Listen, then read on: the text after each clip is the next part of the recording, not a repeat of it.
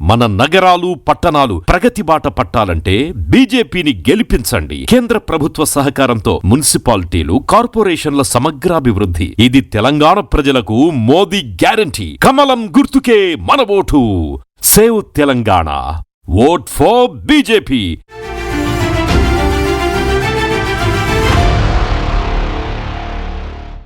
చాలా పెద్ద ఎత్తున ఈ నార్త్ లో బాగా ఫోకస్ చేస్తున్నాడు. అరవింద్ ఉన్నాడు నిజామాబాద్ లో, అక్కడ కార్పొరేషన్ మాదే అంటున్నారు. ఇప్పుడు ఈ మున్సిపాలిటీలు ఇవన్నీ మాదే అంటున్నారు కదా. ఎవరిది వాడే అంటాడు. అంతకు ముందు కూడా అన్నారు. మొన్న ఏమన్నారు, 36 మంది అభ్యర్థులే లేరు జీవన్ రెడ్డికి అన్నారు. నువ్వు చూస్తున్నావా నా వీడియోలు? రోజు నీకు పంపుతా కదా, మేము మీడియాలో పంపుతాం కదా సార్. మీడియాలో వస్తాయి కదా, తెలంగాణ స్టేట్ మీడియాలో మీరు చూస్తారు కదా. చూస్తున్నాం. ఎక్కడ చూసినా జనం ప్రభంజనం. 36 వార్డులలో వేలాది మంది తరలి వస్తారు. వైపున బీజేపీ, ఇంకో వైపున అధికార కాంగ్రెస్, రెండింటి మధ్యలో మీరు బాగా అంటే ఎక్కడ ఇబ్బంది పడుతున్నా. నేను 43 కేసులు పెట్టిరు. సిపి సజ్జనార్ కూడా పెట్టిండు. నా బొచ్చు పీకేది ఏంటంటే,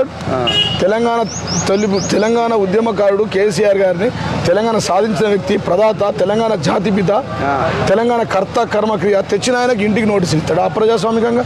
నువ్వు పోలీసోడివి, నువ్వు ఐపీఎస్వి, ఇయ్యు ప్రజాస్వామ్యబద్ధంగా పీక్తాడా కేసులు పెట్టి? నేను పీక్తాడా అంటున్నా. ఏం పీక్తాడా కేసులు పెట్టి? నా మీద 42 కేసులు ఉన్నాయి. 42 ఇంకో 4 పెట్టిండు. శంకర్పల్లిలో పెట్టిండు, మోకిలలో పెట్టిండు, ఒక ఏసీపీని పెట్టిండు, ఏమంట 2 సిఐలను పెట్టిండు, 2 ఐజీ ఇంటెలిజెన్స్ కానిస్టేబుల్ పెట్టిండు. అందరు కలిసి పీక్కోరు అని చెప్పిన. మంచిగా చేయమను కదా.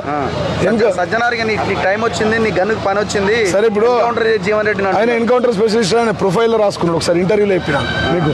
ఆయన ఇంటర్వ్యూలో గూగుల్ ఫార్ముట్ ఉంటుంది కదా, సజ్జనార్ ఐపీఎస్, అది దాంట్లో ప్రొఫైల్లో ఎన్కౌంటర్ స్పెషలిస్ట్ అని పెట్టుకున్నాడు. ఎవడన్నా ఐపీఎస్ పెట్టుకుంటాడా అండి? ఎక్కడ పోయిన ఇడిచి నా మీద కేసులు పెడతాడు. ఏడాది నడగానే నేనే ఉంటా. నేను మళ్ళీ మా ప్రభుత్వం వస్తుంది, ఏ పొక్కలున్నా పట్టుకొస్తాం. పూణేలో ఆయనకు హాస్పిటల్స్ ఉన్నాయి. అవును.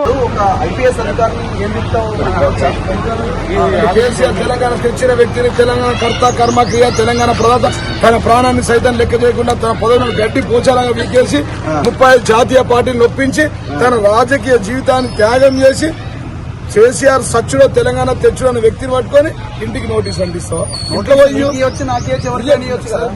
కూడా 100 నోటీసులు ఇచ్చింది. 100 సార్లు నీ ఇంటికి నోటీసులు అందిస్తారా? నీ భార్యకి వచ్చి ఇచ్చిరా? నీ పరువులకు ఇచ్చిరు, పాషాకి ఇచ్చిరు, నీ కెమెరామెన్కి ఇచ్చిరు, 10,000 ఛానళ్ళకి ఇచ్చిరు, ఇంట్లోకి వచ్చి ఇచ్చిరు, నీకు ఫోన్ చేసి ఇచ్చిరు. ఎవరికంటే ఇచ్చి పద్ధతి అండి? అప్పుడు అన్డెమోక్రాటిక్ కదా అది.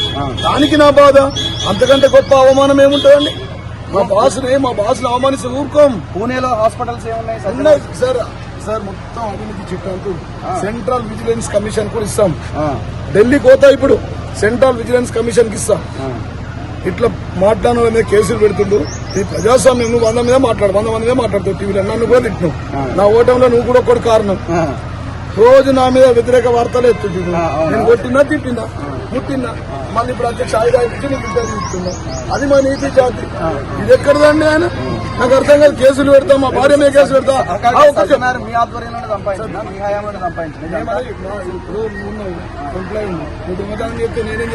నేనేం చేస్తాను వినండి. మా హయాంలో కాదు, ఆర్టీసీ చైర్మన్ ఉన్నప్పుడు 1000 కోట్లు సంపాదించి కర్ణాటక తరలించాడు, పూణేకి తరలించాడు. 30 సంవత్సరాలలో అమ్మని స్క్రాబ్ నమ్మిండాయా రఘు? నువ్వు ఇవన్నీ పడతావు. ఇది పోలీసులు అంటే భయపడతావు, నువ్వు ఉచ్చవోసుకుంటావు. మరి ఏంది? 30 సంవత్సరాల స్క్రాబ్, 30 సంవత్సరాలు ఆర్టీసీ స్క్రాబ్ ఇవ్వడు. అమ్మని ఈయన ఎట్లా అమ్మిండు? ఈయన హాయంలో మొన్న ఆయన చైర్మన్ ఉన్నప్పుడయ్యా. నీ హాయంలోనే ఉండదు. మా హాయం, నీ హాయం ఉండదు. ప్రజాస్వామ్యంలో మా ఎంప్లాయీ ఈజ్ ఐపీఎస్ ఆఫీసర్. మా పైసలతో జీతమిస్తే బత్తి పువ్వ తింటుండు. మా రక్తం చెమట, మా ట్యాక్సీలు కడితే, మేము ఐటీ కడితే, జీఎస్టీ కడితే బత్తా ఉన్నాడు. ఈ రాష్ట్రానికి చైర్మన్ ఉన్నప్పుడేనయ్యా ధర. వీడికి రాకున్న ముందు చైర్మన్ అన్నాడా? ఆర్టీసీ స్క్రాబ్ అమ్మిండు. తెలుసా నీకు? ఇవాళ ఆర్టీసీ రిటైర్డ్ ఎంప్లాయీస్ 1100 కోట్లు ఆడితే హైకోర్టు ఆర్డర్ ఇచ్చింది ఆయన మీద వెంటనే కట్టాలని చెప్పి. భయంకర నుంచి తప్పుకున్నాడు. తెలుసా నీకు? కొన్ని రోజులైతే దాడి చేస్తారు. శ్రీలంకలో దాడి చేసినట్టు, పాకిస్తాన్ లో, ఆఫ్ఘనిస్తాన్ లో చేసినట్టు, బంగ్లాదేశ్ లో చేసినట్టు ఆర్టీసీ ఎంప్లాయీస్ అంతా ఆయన మీకు దాడికి పోయినరు. ఆయన పారిపోయి ఆఫీస్ ఇక్కడ పెట్టాడు. ఎక్కడ? మన ఫైనాన్షియల్ డిస్ట్రిక్ట్ లో. నీళ్ల బాటల చుట్టాల కాంట్రాక్టు, డీజిల్ లో రూపాయి కమిషన్, టైర్లు, పాత టైర్లలో కమిషన్. టైర్లు 1000 లక్షల టైర్లు కదా ఆర్టీసీలు ఉన్నప్పుడు. ఇదంతా మా దగ్గర ప్రూఫ్స్ ఉన్నాయి. మరి అన్ని కంప్లైంట్ చేయండి కదా సార్. మాకు టైం వచ్చినప్పుడు చేస్తాం. నా లెక్క మాట్లాడేటోడు ఉన్నాడు దమ్ముందా ఈ రాష్ట్రంలో? నా తర్వాత ఎవరైనా మాట్లాడాలంటే కేసు పెట్టిండు, రేపు అరెస్ట్ చేస్తారు, చేయని. నువ్వు కూడా చేలిపోయొచ్చు, నేను కూడా పోతా. ఇందిరాగాంధీ కూడా చేలిపోయి వచ్చింది ఈ దేశంలో. సరే, ఇప్పుడు లాస్ట్ క్వశ్చన్, ఇప్పుడు వినయ్ రెడ్డి ఇప్పుడు అధికార చెప్పరాజు కూడా కాదంటే వాడు చెప్పరాజు కౌన్సిలర్ కూడా కాదా, సర్పంచ్ కూడా కాదు. వాడి గురించి నేనేం మాట్లాడాలి? మీ ఎమ్మెల్యే ఏమంటారు? ఎమ్మెల్యే కాదని ఆయనకే మొత్తం చేస్తున్నాడు. ఎమ్మెల్యే కానీ ఎమ్మెల్యేగా ఆయన పనిచేస్తున్నాడు. చెక్ అయ్యాడు మరి ఎమ్మెల్యే ఎందుకండి? మెంబర్ ఆఫ్ లెజిస్లేటివ్ పార్టీ ఎందుకండి? ఎమ్మెల్యే ఎందుకండి? ఇలా ₹1 ఇక్కడ ఇంకోటి చూపిస్తాను. వీడు డబుల్ బెడ్రూమ్ కట్టకపోతే రిజైన్ చేస్తాం. మీరు చెప్పి దమ్ముంటే పోటీ చేద్దాం, చూద్దాం. వాడు గెలుస్తాడా నేను గెలుస్తాడు చూద్దాం. మొత్తం వీడియోలతో చూద్దాం సార్. ఇగో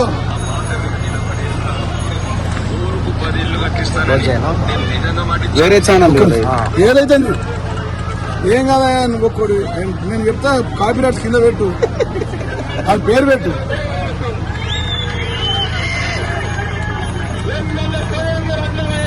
కట్టిందా? ఒక్క ఇల్లు కట్టిందా? ఒక ఇల్లు కడితే నేను రాజకీయాల నుంచి మీరు హామీలు ఇస్తారు వాళ్ళకి ఇట్లనే ఉంటుంది. ఇప్పుడు ఇల్లు కట్టిస్తాను వాడికి కడతాడు.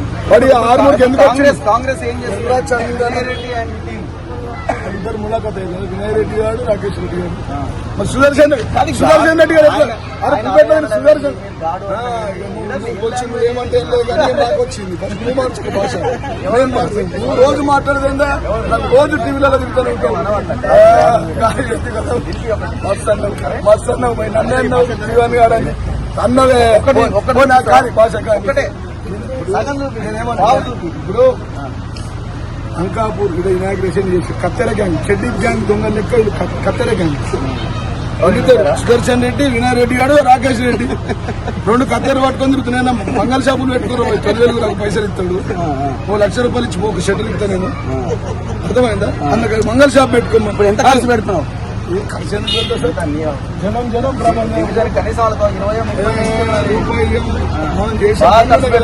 చేసిన పనులు ఉన్నాయి కదా అన్న, బొచ్చడు పనులు ఉన్నాయి. ఇంటింటికి నల్ల విప్తే నీళ్లు ఇచ్చారు 400 కోట్లతోని. ఆర్డీఓ డివిజన్ తీసుకొచ్చిన, 100 పడకల ఆసుపత్రి తీసుకొచ్చిన, 30,000 మందికి డెలివరీ చేయించిన, 30,000 7,000 మందికి డయాలసిస్ చేయించిన, 30,000 మందికి సీఎం రిలీఫ్ ఫండ్లు ఇచ్చిన, రెవెన్యూ డివిజన్ తెచ్చిన, సిద్ధుల గుట్టకు రోడ్ వేసిన. నేను సచ్చేంత వరకు మంచి పనులు చేసిన. ప్రతి రోజు ఇలా నువ్వు వస్తే 2,000 మందికి భోజనాలు పెట్టేది క్యాంప్ ఆఫీస్ లో.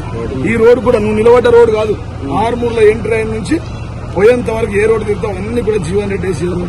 ఆర్టీసీ బైపాస్ రోడ్ ఒకటి వేయించిన, అది చరిత్రలో సంతోష్ రెడ్డి ట్రాన్స్పోర్ట్ మినిస్టర్ ఉన్నప్పుడు కూడా వేయని రోడ్. అట్లాంటి పనులు నేను చేసిన. మీలాంటి అందరూ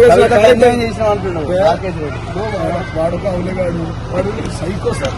వాడు ఎప్పుడు మన కార్లో పోతే వాడి బాటలో నీళ్లు తాగేవు, అందులో డ్రగ్స్ ఉంటుంది. నువ్వు కూర్చున్నప్పుడు నేను చెప్తున్నా, అని పొద్దున 6 గంటలకు ఇంటర్వ్యూ, 6 గంటలకు ఇంటర్వ్యూ పాషాబాయిని తీసుకుపోయి వేరే ఉంటుంది, కింద 10కి వేరే ఉంటుంది. ఆ నీళ్లు తాగినాక ఇట్లా కొడుతూ ఉంటాడు, ఇక కుక్కలాగా అరుస్తాడు. నేను చెప్తున్నా, ఆర్మూర్ పాల్ అని పేరు. పాల్ కేఏ పాల్ లేడా, ఆర్మూర్ పాల్ అనే పేరు. నిజం. పుష్ప సినిమాలో మంగళం సీన్ ఎవ్వడన్నా చెప్తాడే, రెడ్ బాల్ స్మగ్లర్. ఇప్పుడు వీడు వచ్చింది పదవిలోకి, ఇక్కడ ఆర్మూర్ పేరులకు సేవ్ చేయడానికి కాదు. ఎవ్వరిని పట్టించుకోలే.